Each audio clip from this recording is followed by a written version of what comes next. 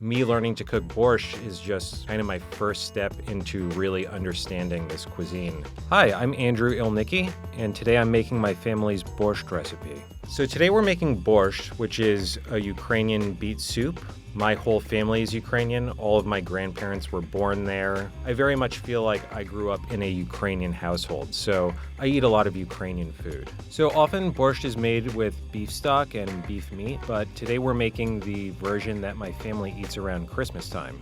We observe a no-meat Christmas Eve, so this is a vegetarian borscht. So this is way more mushrooms than my mother would ever use. I got a little carried away here. Usually it's 2 or 3 mushrooms, or traditionally 1 left whole, and whoever gets that mushroom has luck for the next year. So when you have dried mushrooms, the first thing you need to do is reconstitute them with a little bit of water. So you'll soak them until they're very soft, and you don't want to discard the liquid either. And growing up, I was always aware that Ukrainian food, Eastern European food, it was not one of the sexy, popular world cuisines. You know, it wasn't French food, it wasn't pasta, pizza, sushi. And it's taken me a long time to really appreciate the nuances of the cuisine and really how big of a scope it is. If you look at that part of the world, it's pretty big. There's a lot of people there eating a lot of delicious food. Me learning to cook borscht is just kind of my first step into really understanding this cuisine. That is my family and my identity.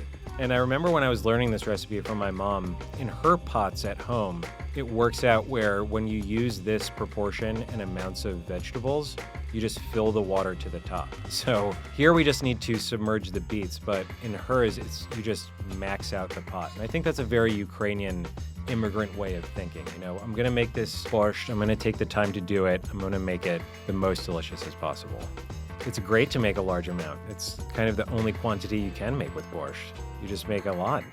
Once you've added the water and the beets, you're essentially just cooking everything in stages so that it reaches the right tenderness at the same time. So we're going to cook the potatoes for a few minutes, and when they're soft, we'll add the carrots so that those 2 vegetables kind of come to be perfectly cooked at the same time. If you've ever watched a Tasty video all the way to the end, you might have heard a guy say, "Oh yes," and that's me. This happened during a very early Tasty shoot. It was actually before Tasty was called Tasty, and me and Adam Bianchi, who you might know from the Worth It videos, were working on this all-day breakfast burger, and we were reaching the last of the daylight, and so it was either this video was going to come together at this moment or it was not going to happen. When Adam put that final, I think it was a hash brown waffle, on top of the burger and the egg yolk broke in the perfect way, I was just so relieved and so into how delicious this burger was that I exclaimed, "Oh yes." We kept it in the video and eventually became sort of the Tasty sound effect.